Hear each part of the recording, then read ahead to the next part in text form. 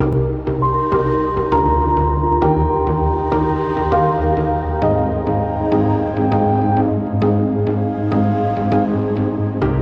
Variety, celebrating more than 118 years covering the business of entertainment, this is the Award Circuit Podcast. For those of you still clamoring for justice for MJ in that thrilling Season 2 conclusion of Peacock's The Traitors, host Alan Cumming has a reminder for you. I think it's hilarious because it's called The Traitors.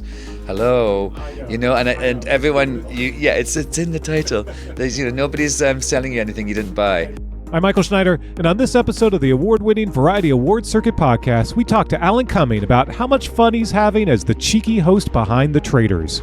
Also on this episode, the Roundtable discusses more of the last-minute category shuffles going on as Emmy season submissions are in and campaigning shifts into high gear. It's all next on this edition of the Variety Award Circuit Podcast. Stay close.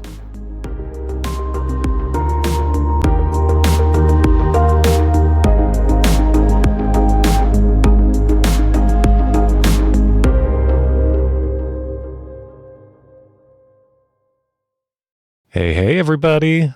We are back. Another week of the Award Circuit Podcast Roundtable. TV editor Michael Schneider reporting for duty. Sound like you're on NPR. Oh, I know. These are smooth jams with Mike Schneider. I said duty. You're like Delilah. Yeah. Oh, do you know Delilah, Jazz? No. Oh, staple of our childhood. 106.7 Light FM. Delilah, what's it? Yeah, here it would be on 103.5 The Coast. Yeah. It sounds like if Southern we're listening. California's place to relax. It sounds like we're recording till like midnight. She would take calls from lost loved ones and really just bring people back together. And then play I Will Always Love You by Whitney Houston and dedicate it to my boo. Clayton Davis, right there. Yep. Jazz Tankay. Right there. Also reporting for duty. Duty. Sorry. You can tell we're midway through the... we've lost Emily, by the way. R.I.P. Emily. She's not dead. She will be missed. But she is not well. I was about to say, we're in the middle. This is the middle of I don't know if you could say it's phase-wise. middle, man. It feels like... I feel like we got so much more to go. Yeah. Voting ends it will end 1 month from right now. Yeah. So that feels so good. we are in the shit right now, basically, and that's why we've lost Emily. R.I.P. Too many shows. And then I think we're all just feeling a little punchy. And Clayton, you're coming off just a flurry of news about categories and shows and where they're going and mix-ups in the different fields, especially talk and variety. So why don't we let's talk about them? Why don't we jump into it? What was sort of your favorite story of the week that you broke on Variety.com? So the fun bit is that YouTube, it was funny, coming off of Neil, the head of YouTube, doing an op-ed saying that the Emmy should consider content creators. Hot Ones, which everyone knows as the big spicy chicken wing show that's hosted by Sean Evans. Yeah, from First We Feast. I'm always confused, what is the outlet for Hot Ones? It was First We Feast, and I think I had said Complex Media, but that's an outdated term because Complex Media got acquired, and there was a whole bunch of stuff. But and really everyone watches it on YouTube, so technically isn't YouTube the outlet? Which is, let me actually bring this because there are a few YouTube content creators that were able to get their stuff into the primetime Emmy space. And the way I label the predictions, I always put the distributor or network in parentheses. That's where you see it. Yeah. YouTube is this very interesting side thing because it is the display, it's the platform. They don't own the content or anything like that. So I do it just for understanding purposes, but YouTube doesn't submit any of the content creators, so they submitted themselves, which you're allowed to do. Yeah, it's like a studio, but it's still a platform. A studio might submit something that airs on a network. The network doesn't submit it. Network may not own it. The studio does. So it's kind of like an old-fashioned studio network setup. Yeah. So not saying that they won't ever. There are plans for them to do that in the future, but nonetheless, Hot Ones was able to petition successfully to move from daytime to primetime and into the talk space. Wow. And why this is a huge deal, because if you've been following my frantic followings of this category, I've unfollowed you, Clayton. I know It's too much. It's actually too much. It's horrendous because we don't have a lot of submissions for both talk series and scripted variety. Talk series seems to be, we're up to 13 for talk series, which now includes hot ones. We're still, based on Emmy rules, going to get 3 nominees. Unless there's one floating out there, which we're hoping for, because at 14, then it would bring it to 4. The Emmy rules state anything under 20, you take the number of submissions and you divide it by 4, and that's how many nominees you'll be allowed.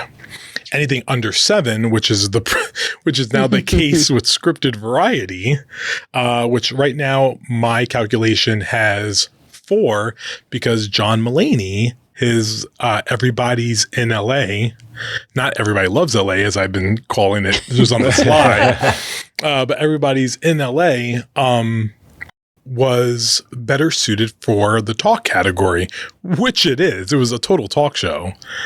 I mean, everyone agrees with that, right? Yeah. Okay, I mean, it had guests, it had sketches. They had sketches, but sketches the way Jimmy Fallon or Corden had sketches. It's the epitome of a talk show. Yeah, so it went into that space now, but there's under 7 submissions. And what happens there is, so the 4 submissions are SNL, Last Week Tonight with John Oliver, Painting with John, which is now canceled, and After Midnight, which is Taylor Tomlinson's show that replaced Corden and is not a talk series.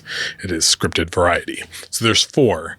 What happens there is the current rules, every member of the Academy, all 22,000 of us, vote on the series categories. When it's under 7, it goes to the peer group for that particular space. I don't know how many people are in that peer group. That remains TBD, but far less.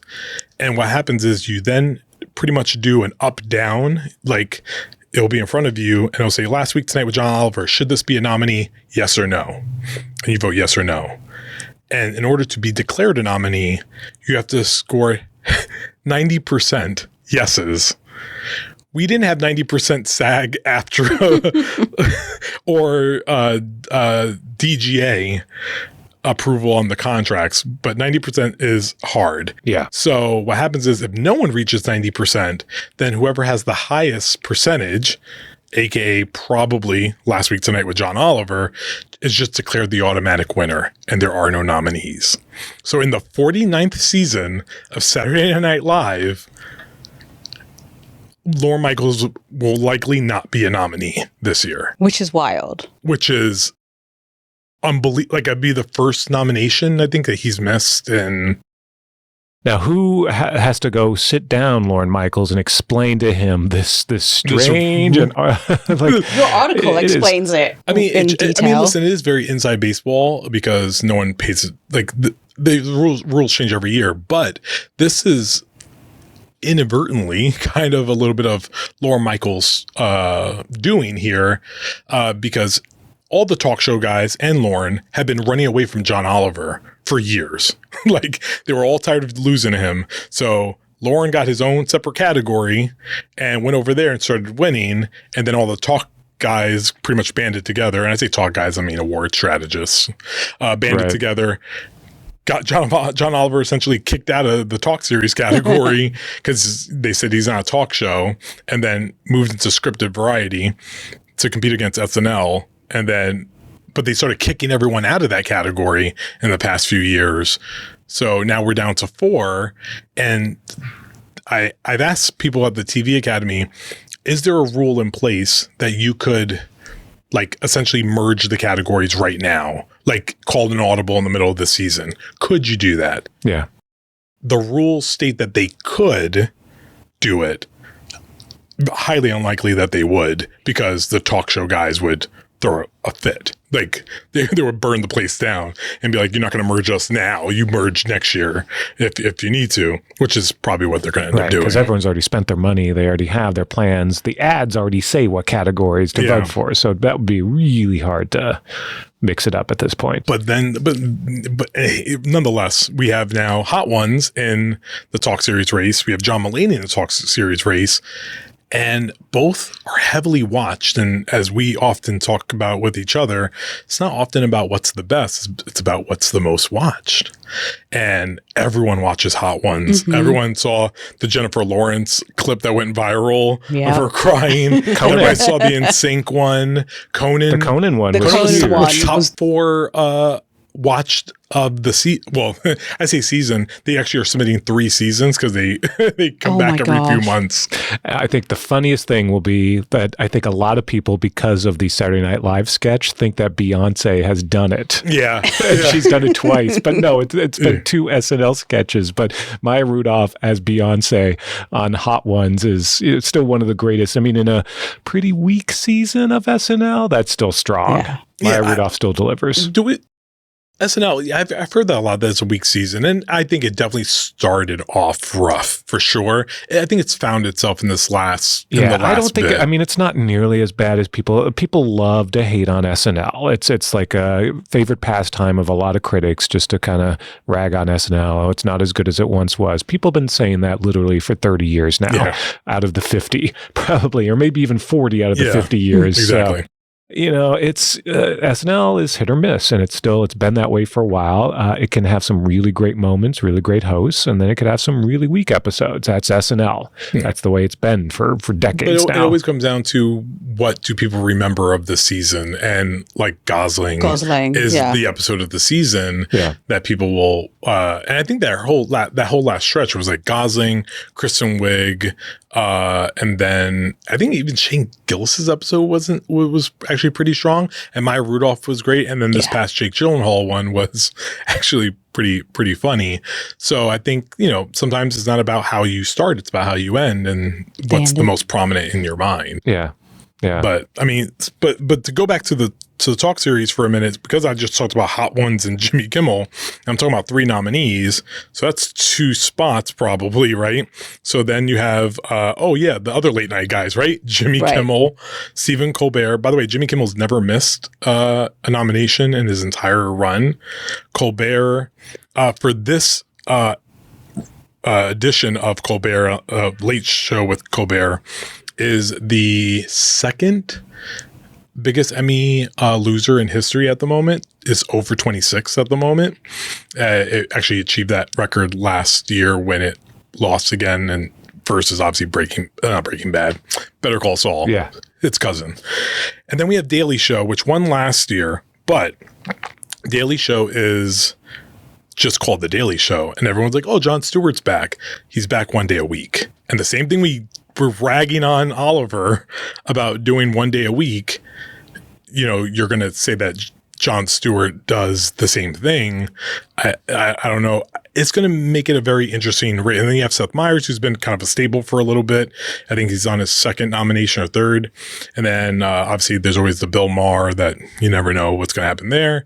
And then Fallon, who hasn't been nominated in quite a few years. So this is why I say, and I've been saying it, is that this needs to become an area category, that ultimately just make everyone a nominee, and then you have just a vote of either you have one, several, or no winners. And that way everyone's a nominee, everyone's considered, but take it out of prime time. No, you can keep it in primetime. It's just an area award in primetime. They do that a lot, especially in creative arts Emmys, where there are categories where there's, not necessarily like, or it's either it's like there's still a couple of nominees, but then there's not necessarily a winner, or maybe there'll be multiple winners. Or in this case, it's kind of like what they do in local TV Emmys with the newscasts, where every newscast is eligible to be nominated. Yeah. You just vote on the entire body, and then you decide who the winner is. I mean, a little bit of me just think, we've spoken about this before, like merge scripted variety, talk series, and the shorts. Like, just put them all together. Like, I mean, they are like, it's a variety category, right? So they should not look like anything else. And I also think maybe to give them their own performer categories too, because Short obviously has their own performer category. So maybe we keep the performer categories there too, because that will get SNL out of the comedy series acting categories, because I like consistency. Well, you've hit another sort of stress point for me, which is just the shorts categories in general. Why do we still have the shorts categories? The majority of them are promo videos. They're, side projects for TV shows. They're, variations on the talk shows sometimes. Your carpool karaoke. Yeah. or they're even just, the videos that they do on the side for digital for your favorite, Grey's Anatomy or what have you. It doesn't make sense to do these. Just stick them in the regular series. If you do have a compelling original short, then it should go up against the other series, because these days times don't really matter as much in streaming. Half-hour shows aren't necessarily half an hour. Sometimes they're, 29 minutes. Sometimes they're 21 minutes. It just doesn't even matter. So if you have a short that's 15 minutes, why shouldn't that go up against a traditional half-hour show? I mean, well, because I think also you're looking at it as the two short categories that exist right now, or is one for comedy series, drama series, and variety series compete together, and then there's another one for nonfiction. So obviously, I think just merging those two would really alleviate. And there are get rid of them. Well, no. Well, but I used to be in favor of that, but now that we have this kind of precedent with YouTube, which two of their submissions are competing in the short space, you have Dropout that's here now as a small indie streamer, but still a streamer nonetheless. And they have Very Important People, which is actually pretty funny, and I recommend anyone to watch it. I think because you have this indie small space that could go in there, then I'm actually okay with it. I'm okay with it existing on its own. But I think because we have this problem with talk and scripted variety at the moment, that's why I kind of think shorts and all that should just come together, because they are the variety genre categories. Yeah. No, I think maybe what you do instead of shorts is that you just do content creators, like a category devoted to content creation. I mean, that would be smart. I imagine. How many submissions are we talking about, though? It would be great for the Academy, money wise. Yeah. It would be so good. Listen, revenue Academy, you need money, but it's going to be a lot. But then you start.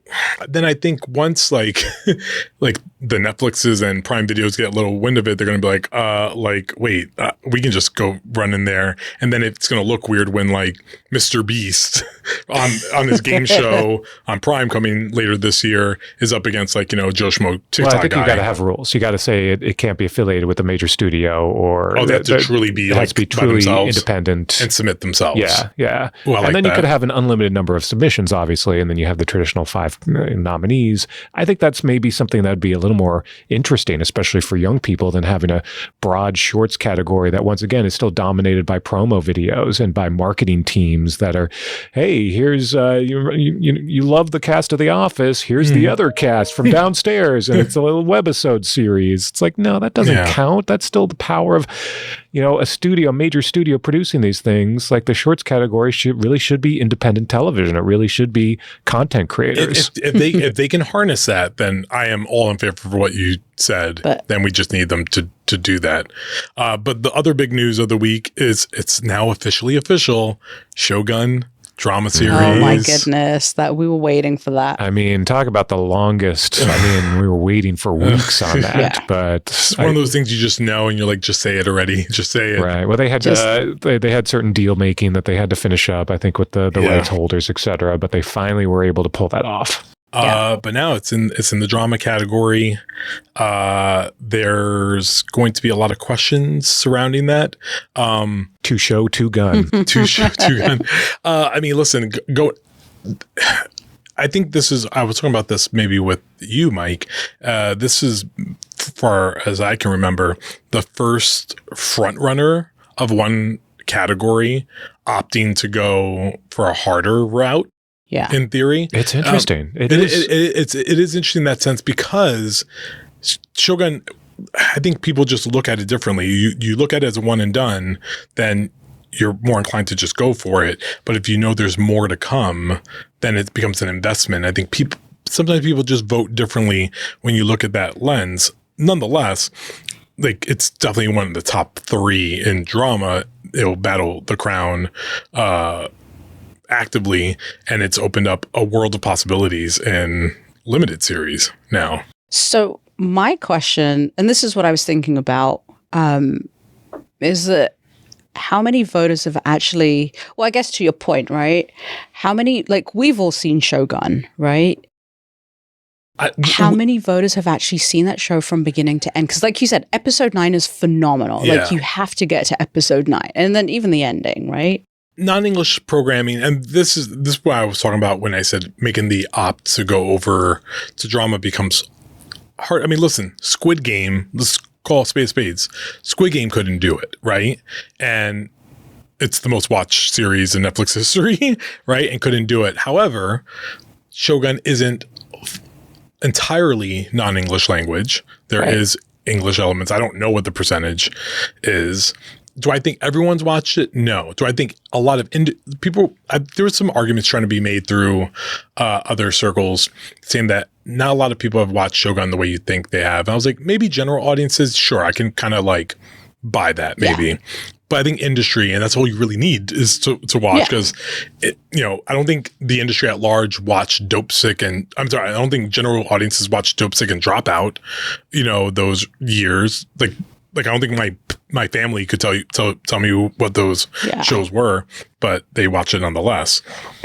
So I think Shogun is going to pique curiosity, and now you have this amazing cast that's going to be in the running, and Anna Sawai, man, come on, she's such a discovery, and people do just love that part of a story of like, who are you and where'd you come from and why do I need to watch you forever? And please just give her anything that she wants to do.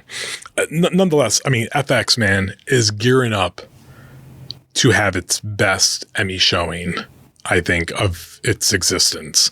I mean, People vs. OJ was like a big moment for them. This is huge. But I mean, listen, The Bear, and I've been tracking this, The Bear is on track.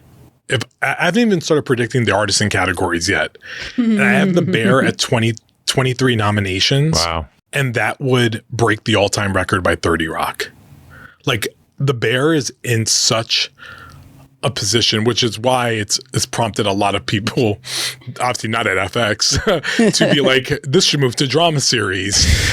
Not that I think that helps your claim. I mean, then it'll just be Shogun versus The Bear in the top category. But I think The Bear and Shogun, talking about 20 noms a piece. Like, FX is gonna. Phenomenal. Yeah. And then they have, little show called Fargo. That's still out there. People love Fargo. People love Fargo, and especially those actors on Fargo. I mean, that's going to be worth something. The Juno Temples and John Hamm and Lamorne, man. I want it for Lamorne. Love Lamorne. And Jennifer Jason Leigh. Like, that's also very, very competitive. But I mean, listen, they don't have the volume that Netflix has to, like, they'll never break the 160 record, right? Because like that is and that's been their ongoing point, is they are as the dean, the mayor of television himself, John Landgraf would say, they are bespoke.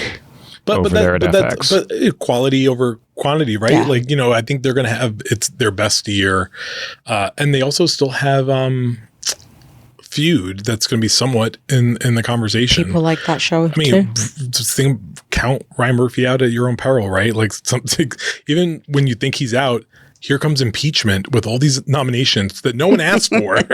Nobody. And it still did it. Yeah. So it's and then What We Do in the Shadows is, people still love that. I mean, shout out to FX. Yeah. I think FX, Netflix are going to have, and then HBO.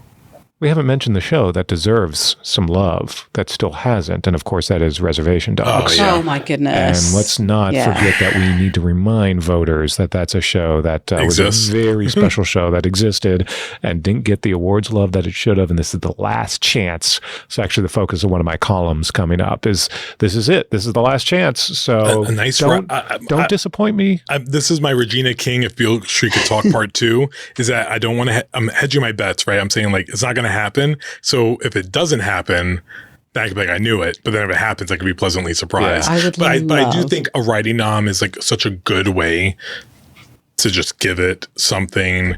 And like, listen, Kinnigan's a comedy series, sure.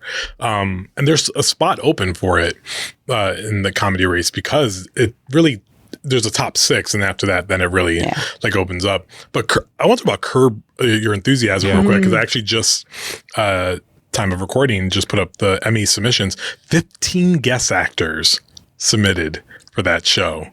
15. That's and then you have posthumous nom possibly coming for Richard Lewis. You got our man JB Smoove. People are sleeping on that, man. I think that's in the ether. And then 2-time nominee Cheryl Hines, not future First Lady Cheryl Hines. Just want to be clear about that. Not go there. Just want to be clear. Stop. And then Susie Essman, who's never been nominated, and they're doing a real big push for her. They want her to get something for that show on the way out. It'd be cool if she did. I mean, it'd be cool that show, Larry David, by the way, hasn't been nominated since 2018. It's been a while. But that show's also never missed comedy series except for season 1. So it's 10 out of 11. It's always got a comedy series. Well, They people could be go back and listen to our episode with the cast because they are a lot of fun. And Susie Essman, by the way, is just a delight and is real the historian. She has this crack memory of everything, what episode things were in, what season.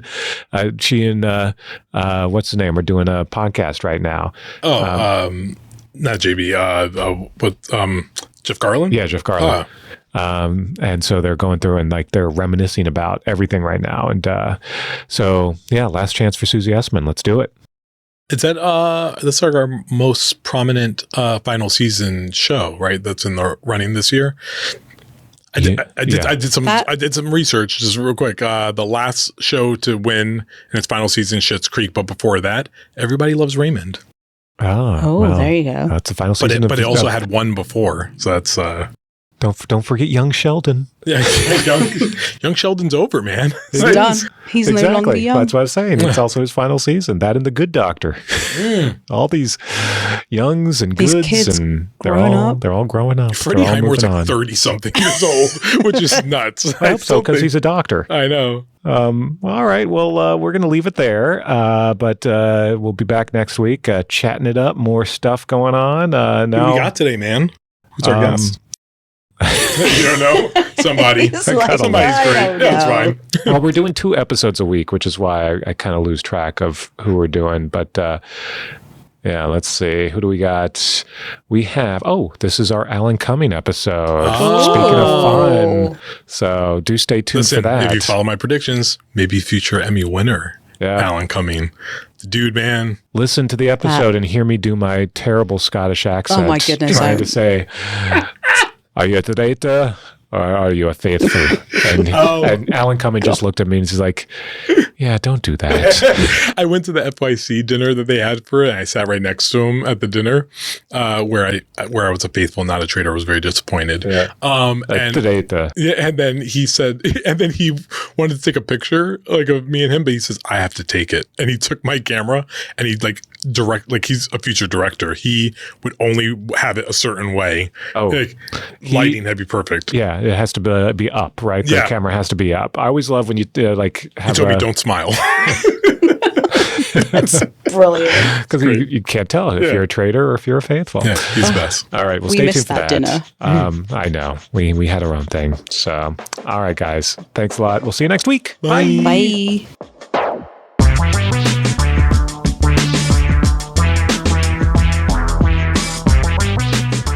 After the break, we talked to the Traitors host, Alan Cumming. From Los Angeles, this is the Award Circuit Podcast.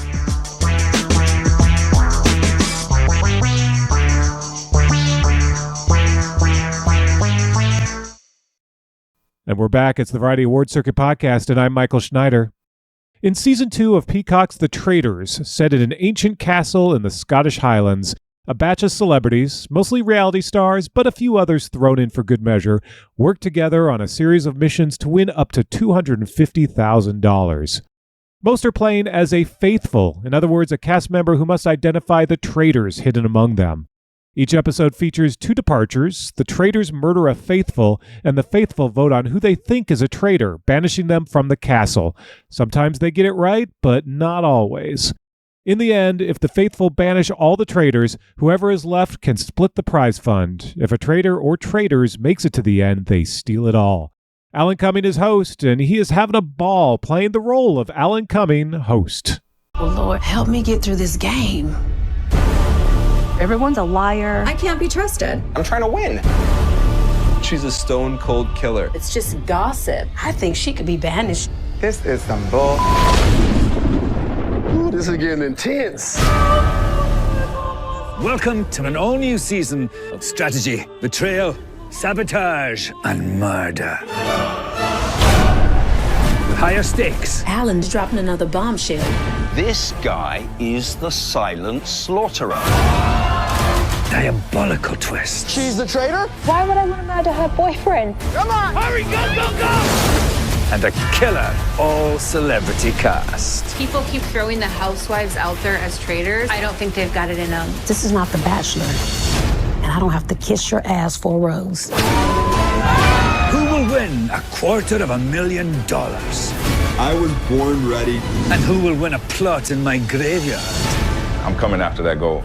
Alan Cumming recently stopped by the Award Circuit Podcast to answer some burning questions about the show, his fashion, his mostly dislike for the reality genre, and if he's up for doing another show in the Good Wife universe. I began by noting that there's a ton of speculation about the Traitors cast for Season 3, and I'm guessing he can't share who. I can say nothing. I can only hint. I mean, I think it's quite good actually for the game, for everyone to be in a frenzy. It sort of makes sense. So it's actually quite good the way it's all kind of happened. Yeah. I quite like it. But I mean, I know nothing. I kind of purposely stay out of it. Yeah. I mean, I know some of the people I do know who some of the cast are, but it wasn't finalized the last time I heard. But I know, I like being kind of slightly detached from it. Yeah. Yeah. You want to be a little surprised? Yeah, surprised, and also that I don't know who many of the people are. Yeah. Because I just don't watch those shows. And I actually quite like it just to sort of meet the people on their own terms rather than with all the history they bring. Yeah, I was curious about that because, especially now with all the reality stars, they have their cliques, they have their relationships, and, how much do you sort of observe that and see sort of who is in cahoots with who versus who hates? Well, I mean, it's interesting. Like, if you don't watch those shows, as I don't, then it's really interesting about who makes it through to you, like into the zeitgeist or into your sort of zeitgeist, and what you know about them. And it's kind of it's sort of hilarious actually that it's random people who make it through and kind of strike some chord, So I there's certain people that have done that for me, but not many. Yeah, and I kind of like to keep it that way. Yeah.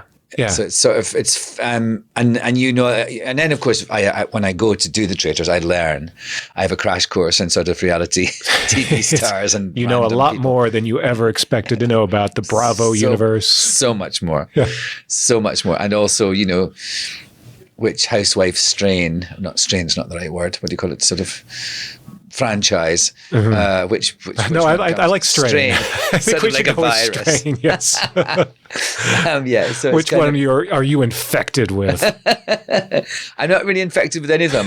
I have a little. I've been inoculated, I suppose. Yeah. No, that I get because we've had ones from like what do you call her? In the first season, we had ones from LA, and then this season we had Orange County and Atlanta, and something else. Who knows what next season will bring? Yeah. I find in some ways, and I don't know these worlds that well either, you know, but through osmosis, we all kind of just suddenly we live in this world. And so we automatically know who these people are. I don't know how it happened, but I find that I like them a lot more on the Traitors than I do when I see them screaming at each other on some of these reality shows. Good. Because I have a sort of thing. I think that the sort of culture of these shows is very much about creating drama and creating. It's the structure's all the same. These kind of rich, affluent women who all kind of gather and do various things, but ultimately their petty beefs and infighting things become the focus of the thing. And there's lots of white wine being thrown to each other. I sort of think the culture that has been created of vaunting that kind of behaviour isn't very nice, and it's not my favorite thing at all. So actually I like when those people come. I think coming on the Traitors is a very leveling thing, because it's like you're playing a game, and it's not, there's no drama, there's enough drama just because of the game. You don't have to bring any other stuff to it. So I think that's I'm glad that you said that, and I would agree. I'm not really, one of the reasons I don't watch those shows is I don't really like the notion that we celebrate kind of rich people behaving badly. Yeah. And so when you come over to the Traitors and you kind of suddenly find yourself, feeling more affectionate toward them, you get to the point where I find myself saying justice for MJ. I'm still a little bothered by how that all went down. So is she, apparently. Yes. I know. I think it's hilarious. I thought it was funny on the talking of Bravo, on the reunion, when it had to be John Bercow, the Speaker of the House of Commons, who's sort of telling her to let it go. Yeah, it's a game, MJ. It's a game. I was kind of pissed at him for that, because it's it's a game, but these two, I know it's the whole strategy of come on. See, I just think this is perfect. I think what you're saying right now is just so great to me, because it's called The Traitors. Hello. I know. And everyone, it's in the title. It's in the title. There's, nobody's selling you anything you didn't buy. And why did I think suddenly they were going to play nice at the end? Right? These two. I know. I don't know why, and why it bothers me so much. I know, but it's sort of, and I think in a way, MJ was sort of like the person who, she would come into the room and everybody would stop talking, and she'd be, "Oh, can I stay, you guys?" She seemed to me like the sort of person at school who was never sort of invited into the cool group and was sort of going home and write a poem about it. And so I think maybe people relate to her because of that, and so that they see the kind of sort of geeky outsider in her that they might have been at one point. I think maybe it just comes down to, I wanted the final two to say, we did it because we wanted to split the money between the two of us, not the three of us. Just say it. Yeah. Just say it. And that's, I think maybe that's the thing that bothers me is, come on, you well played. So admit that was your strategy. Yeah. Instead of still trying to pretend. You sort of think that because they're faithful that they'll be magnanimous and sort of egalitarian. Yeah, and again, because they've been playing that up the entire time. Right. But again, the game's called The Traitor.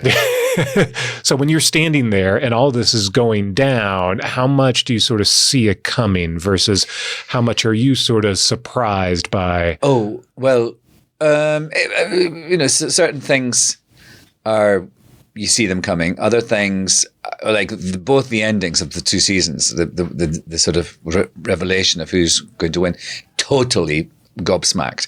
The first season, they said that they had nothing of me. They had to like cut away from me for ages because I literally had my chin on the floor. I was agape. And in this one too, I think it's great that it's, even though, you sort of know certain things are going to happen.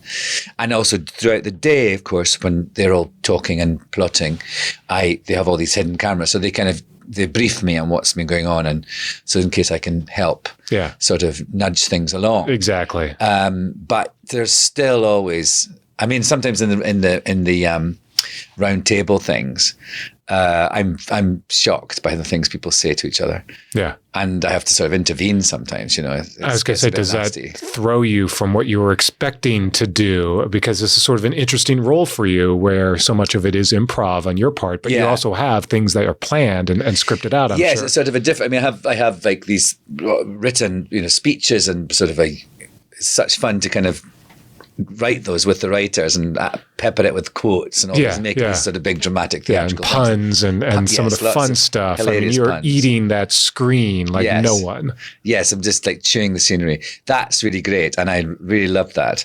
But also, I've got to sort of corral these people, and sometimes giving them kind of technical things they need to know that probably would be cut from the show, but also just sort of, guiding the game and sort of interacting with them during these missions. So it's sort of this different sort of thing, like a kind of dichotomy of like absolute improvised being in the moment and then these big sort of set pieces. I love it for that. Yeah. I mean, I can't tell you how much I love this show, actually. It's sort of so... I was saying last night, it's such a left field thing for me to have done at this stage in my career, but I think it's actually, I said yes to it. I was open to it, and to this new experience, and actually, it's been such a great thing because it's such fun. It's become this sort of cultural phenomenon that I feel I'm at the center of, and I really love that because I feel like that too. Like when I'm doing it, I feel like I'm the sort of rabid fan. It's a sort of an immersive experience, getting to be at the center of it all. Yeah, I mean, who would have thought that your craziest character would end up being Alan Cumming? I know, isn't it funny? Yeah, and I think that's also interesting for me as the kind of performer I am, to be sort of subverting the notion of a host as well, because I'm obviously hosting the show, but I'm also doing it in character. Yeah, and I think that's really fun. And I've hosted things before, like documentaries and shows. Nothing like this, but sometimes I just do myself and chat and blah blah blah. But this is very much a very different person to I am. And I love that a mainstream sort of thing like this show has taken that on board and allowed me to sort of run with it. And that was from the beginning, that was the notion, Are lines starting to blur though? Or are you finding that more people now expect you to be Alan Cumming, the Traitors host? Yes, lots of people want me to be a bit more dramatic and sort of throw pictures on the ground and wear these crazy costumes. And I also it's also good to have a catchphrase. I love, I say, if someone likes the show and they tell me, I leave a message for them, I go, "You have received the most votes and are banished from the game. Please come forward to the circle of truth." Things like that. Or the time for talk is over. Everyone wants to know, are you a traitor or are you a faithful? Yes, there's a lot of the bad thing about it is that I get bombarded with very poor Scottish accents. Terrible ones, including the one I just gave you. That one day. Yes, it was the worst. I didn't even rehearse that. So my apologies. Clearly. So, it's offensive. I know. It's really offensive. It's so funny because people, I was in checking into a hotel, and this man said to me, "I've been studying Scottish accents because I want to do you in the Traitors." I was like, "Oh," and of course I'm so nervous. I'm like, "Oh, okay." And then so I've got this sort of blank canvas of a face that I use when those situations occur, just so I can go, "Bravo," Don't want to hurt anyone's feelings. No. Yeah, I could die happy never hearing a bad Scottish accent again. It's the job hazard. I completely understand. But at the same time, you always looked fantastic, but you became even more of this elevated fashion icon over the past 2 years. Yes. Well, that's thanks to Sam Spector, the stylist. And I realized I've always kind of liked dressing up, and people like dressing me up. I've just done a photo shoot, for example, this afternoon that I wore the most insane outfits in. And I have always, even, pre the Traitors, have worn in shoots and a lot of characters I've played have been quite outlandish. And I think I purposefully toy with sort of gender norms sometimes in those shoots, and I'm quite good at looking androgynous. I've realised that if I go the whole hog and go drag, I'm not a very attractive lady. I've played a transvestite in a film once. It was not a good look for me, but I'm good at androgyny, and so I think that's actually a really interesting thing about the show as well, is that in the midst of this, big reality competition show, there's someone who is bending literally the kind of fashion cultural mores of what a man should be wearing. And I think that to me is a really positive thing. It's actually, hopefully, when people go out into the world and see someone in the street who's a bit more non-binary in their fashion taste, they won't be so surprised, or they'll enjoy it more. Kind of a cool sort of byproduct of this show being a phenomenon. Absolutely, now. It really is interesting. And I love that when people, so many people play it at home now and dress up as me or do a version of me. And I love all the memes about, a picture of Beyonce and it says Alan coming into breakfast. That gives you such pleasure. Yeah, you get to be a lot of memes. You get to be sort of a lot of memes. Yeah, part of the pop culture iconic. Yeah, it is hilarious. Yeah, so and like what was it that I said? Don't ask me. I'm just here to say cryptic things and look absolutely sensational or something. Yeah, that will follow me to my grave, I think. I mean, again, it's a great job. Yeah. Too shabby. There's a lot of, fun moments in this past season. I think my favorite is the challenge where they were all out there on that lake, and you have your own little sort of chair and tea, yes. and it looks like you're having sort of the time of your life, just sitting there watching the chaos erupt around you. It is absolutely such fun. And also it's almost rubbing their noses in it, that they're wet and, running around and freezing. And I'm sort of sitting with a little blanket on in an armchair, shouting at them through a loud hailer. It's such fun to do that. And also I just loved seeing all those housewives get soaking wet and falling on things. Just give me such pleasure. Sort of in a schadenfreude kind of way. And I think I'm also, in those moments, the audience's eye as well. Like I can look to camera and share the enjoyment of this with the audience, or allow them to find it hilarious as much as I do. Yeah. No, you're kind of key. You are our entry point into figuring out what's going on, and some of it's so bonkers. Like that one when they were doing all the bird calls and things. Just ridiculous. Yeah. Ridiculous. And all those all the bugs, just like all of the I know. That was a lot. And it was so wet and miserable that day when they did. That to me is. I think that one was pretty intense actually. The one when they were in these sort of tunnels and there was rats and everything in there. Yeah, and it smelled funny as well. And they were all just. The thing is, then I see them a couple of hours later and they're all back to normal and all groomed, but they literally had maggots in their hair only a couple of hours before. Yeah, but that's reality TV for you. Yes, exactly. It's the glamour of showbiz. Yeah. I also find it interesting that in many ways, the folks who didn't come from a competition reality show, like the Housewives, play it better. That I think is fascinating, because all these sort of gamer ones, all think they've, and even the housewifey ones are like, well, we're not gamers. We're at a disadvantage. Absolutely not true. And that's what was really, that myth was sort of exploded this season, because you've got little Pilot Pete, the Bachelor, absolutely nailing it and finding out. And then, of course, everyone turning him on. He worked out who were the traitors, but he just didn't handle it very well in a sort of PR department. But and then the housewives, other people were much better at it, actually. And of course, it's because it's not like those games. It's not like, it's much more of a sort of psychological mind. That word. Yeah. It's okay. This is not a family podcast. Can I say a mind fuck? Yeah. And that's fascinating to see people slowly become absolutely irrational and obsessed. And also I love the pack mentality that it engenders. It's not a very pleasant thing to watch, a whole pack of people turning on someone. Yeah. And utterly illogical, completely wrong. But yet they just do it. It's very Lord of the Flies.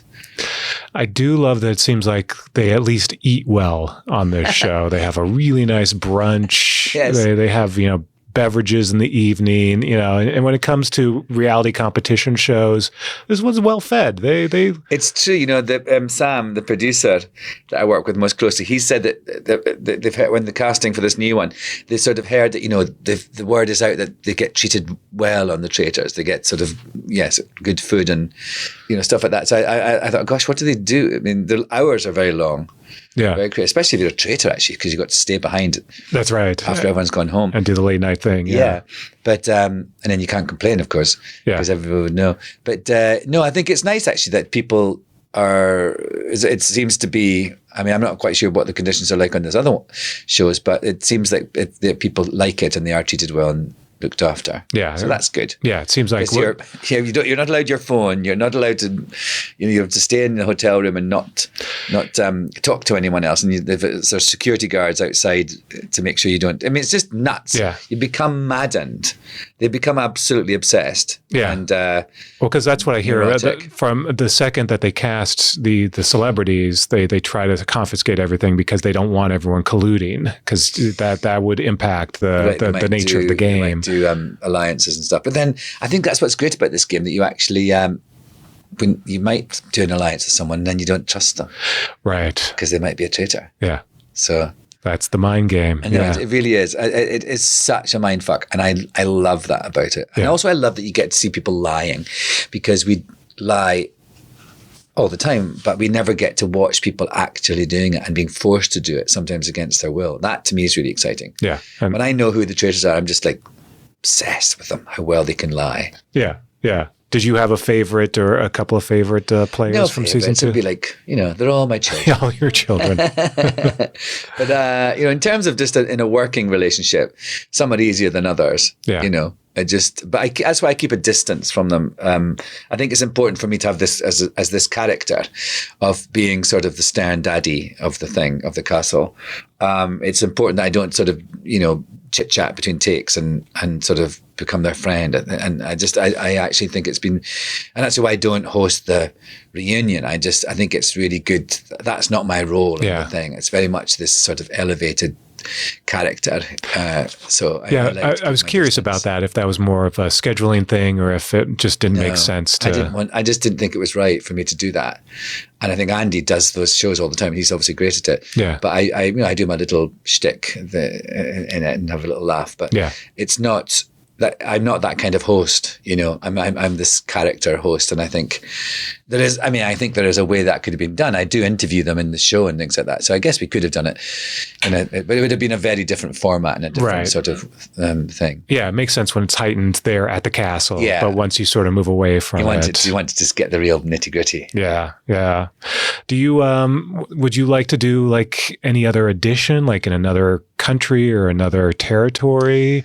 Have you thought about like, I'm having a good time, let's do this in Australia, or let's do this in somewhere else as well? I mean, no, I haven't thought that. And also I think, I'm quite happy keeping doing it on Peacock. They're so nice to me and I really enjoy it. And it's sort of, I said how much I enjoy it. And it's also kind of an easy job in terms of it's less than a month of my life per year, and it's in Scotland. It's quite near where I live in Scotland, and it's sort of. I think there's a thing in America I've noticed about if something is. If it's good, if something goes well, everybody wants you to keep doing it, and repeating it, or doing spin-offs and reboots, and obviously there are other versions of it around the world. But I'm just happy to do this one. Yeah. No. As long as we get more of these. So. Well, yeah, I'm hoping to. We're still kind of bummed about Schmigadoon. Oh, yes. Yeah. Yes, that was annoying. Yeah. I know. They're doing. I heard Cinco, who wrote it, said they're going to do a live version of it at the Kennedy Center early next year. So that'll be fun. Yeah. I'm not sure that I'll be able to do it actually. I was going to ask you if there's an opportunity to be a part of that. They're just talking about it now, but I think my dates don't work out. But we'll see. But I mean, I was looking forward to it because I sort of vaguely knew the story of the third one was going to be about, and it's we're getting into our stride with it, Yeah. I'd heard it was going to be kind of Cats, Andrew Lloyd Webber-ish. Exactly, yes. At that time, so the 80s, 90s sort of things, and Les Miserables, Into the Woods, all those sort of musicals were the ones that were referenced to me. So yeah, it would have been a hoot. But it was a really lovely, sweet while it lasted, Yeah. And again, one of these things that, in a way, it's actually lovely that it didn't run itself into the ground. But it would have been nice to do one more. Yeah. No, it would have been fun to see what you would have done in season 3. Yes, it's funny because because we were going to shoot it before the strike, and then obviously the strike happened, and then they didn't want to shoot it after that. But they told me, they said a bit worried about my dates. Was like, and then they said, oh, it's not going to be possible. Then they said, actually, no, it is, because your dates will all be squashed into one lump of filming because you're in a dungeon most of the time. I was like, a dungeon? So yes, I would have been. I was playing some sort of version of Jean Valjean and Phantom of the Opera or something, and for some reason I was in a dungeon a lot singing, as you do. That would have been fun. Yes, that would have been fun. Oh, my tummy's excuse me. What's do you have some stage stuff coming up that you could talk about? Well, I do concerts, so I sort of finished a concert show called Alan Cumming is Not Acting His Age, toured that around, and I did a couple of nights on Broadway with it recently. And I've got this new one I've just started called Uncut. So I've got some more dates doing from that in the summer when I get back from the next season of The Traitors. But I'm also doing in Scotland, actually, with the National Theatre of Scotland, nearly 30 years ago. Yeah, 30 years ago, I wrote with my friend Forbes Masson a sitcom for BBC Two. Called The High Life, about a crappy Scottish airline called Air Scotia. And it was this sort of nutty cult thing. And now we're doing it as a musical. Oh, really? Yeah. So we're developing it now, writing it. We've done one workshop. And then in early 2026, we're going to sort of tour it in Scotland. So that's my theatre fix for now. But yeah. Oh, I wonder, can we find the BBC Two series? Is it available here in the US? I think it's on BritBox. Okay. I think, yeah. But it's not, they kind of, I think that's where it is. It's absolutely bonkers. I mean, it's so surreal. And it's so hilarious that we're going back to after all these years. We're going to be, I'll be in my early 60s by the time I'm about to turn 60, but I'll be sort of, and we're like dancing around, dancing flight attendants. I think there'll be a lot of young dancers dancing around us, whilst we stand there breathless. But it's going to be hilarious. Yeah. All right. And it's also nice to go back to things. I think it's an interesting thing about getting older. Is you go back and revisit work you've done in the past, and actually this film I'm going to do in the summer with Brian Cox, it's actually about that, about going back to your past. And it's an interesting sort of thing that as you get older, those themes start to be around you all the time. Are there other things you're looking at in your past that you'd like to revisit or reboot? Some bad decisions have been made, of course, along the way, but no, mostly I'm pretty happy with the present. And I also think it's, I'm one of these people that thinks that whatever has happened in your life has made you who you are, even the bad things. So I'm intrigued to go. I've written a lot. I've written a couple of memoirs. So I have very much looked at my past and analysed myself within it. And I do enjoy that. But I don't want to sort of change it. I was curious if you've been talking to the Kings at all about some other TV project here in the States that... there was a spell when The Good Fight was coming to an end that we sort of mooted the idea of an Eli spin-off, but nothing ever happened to that. But it was funny because, when I went into The Good Fight, they said they wanted to kill me off. And I thought, great, that's what I'll do. I'll do 2 episodes, I'll get killed off. Perfect. It's a perfect sort of arc to this. Don't have to ever answer the question again about what's going to happen. Don't do that. No sort of rumors of you coming back. So but then they said that they did the network or the studio didn't want me to be killed off, and that one of the producers cried, and they found out. So then they killed this other actor who I was standing, Mike Pininsky, who. Wisniewski, actually, I can't remember how you say it, but he was the head of the Democratic Party in the story. And I felt really bad when that happened, because I thought, this poor guy who has got this semi-regular gig coming onto The Good Fight, and now because they don't want to kill me, he gets shot. They just really needed to kill a character. They needed to kill someone. Yeah. And but then, of course, it was the last season, so I didn't feel it was great. So it was ended anyway. It was ended anyway, but it was so good. I got to have my sort of Jackie O moment, and have because one of the reasons they also said about why they didn't want to kill me is that, what if they want to do a spin-off? So it went from killing me off to within about 3 days to talking about a spin-off. Yeah. But nothing ever came of it. Yeah. But now they'll ask you at some point, are you going to be on Elsbeth? Which is the spin-off of the spin-off of the spin-off. Yeah, isn't it nuts? I love Carrie Preston. I think she's such a great actress and such a nice person. Yeah. No, and that show's doing great too. Well, Is it? And yeah. Good. And who knows? Maybe there'll be more, of Schmigadoon down the line, or who knows? Maybe it'll be revived. I mean, I think actually it feels sort of, when you sort of feel something's not finished. I sort of feel that with Schmigadoon. Yeah, and I'm not quite sure why.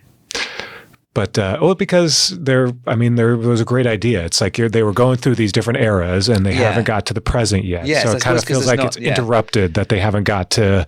Music is interrupted. Because even after the 90s, there's the 2000s, there's still a lot of eras that they could have done. But at least we do have the Traitors, and we have more Traitors, and you're going back to work in, a couple weeks? I actually go next Tuesday to Scotland, but I'm going to spend a couple of weeks at my house there. But then, so we start towards the end of May we start shooting. And then back in. You excited? I am. And also just because I the night before last, I did my costume fitting. Oh, yeah? So you know what you're looking like. Yes. So? Absolutely nuts. Yeah? It's hiked up a notch, let me tell you. From last season. Yes. Up a notch. Up a notch. Yeah. It's, I love that about it. I love that this, we're doing crazy, surreal high fashion in the middle of this bonkers show. Has anyone talked to you about a sort of side series, spin-off, couple episodes, maybe this is just for YouTube, of Alan and Fergus? I think it would be hilarious. Just like every day around the castle, Alan Cumming and shouting at him, and Fergus just back at there's something there. I know there should be a little interstitial or something, or just like, what does Fergus do the rest of the time? Where is he? What's he doing? Right. What is their relationship? I know. What's there was one thing we did actually last season that was never used, but I was in the bath and Fergus was running the bath for me, and I was sitting in the bath with all these bubbles, and he's turning the taps. Why wasn't that used? That is amazing. I know. There's too much gold. So creepy. So weird. It is so weird. The whole thing's so weird and creepy. I need the backstory. Alan rescued Fergus as a baby. Yes. There's so much there that could be mined. Tell the producers we need that in our lives.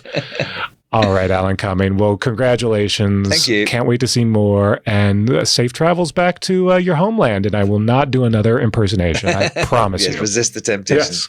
Thank you very much. That's the Traitors host, Alan Cumming. Catch up on Season 2 via Peacock as we await a new season.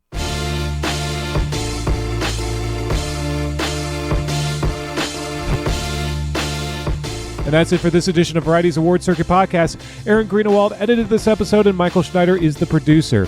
Be sure to subscribe to the Award Circuit Podcast on Apple Podcasts, Spotify, or wherever you download podcasts. Also, head on over to Variety.com and click on the Award Circuit tab to find the latest awards predictions and key races, as well as your daily fix of news, analysis, and reviews. For Jazz Tanke, Emily Longaretta, and Clayton Davis, I'm Michael Schneider, and we'll see you on the circuit.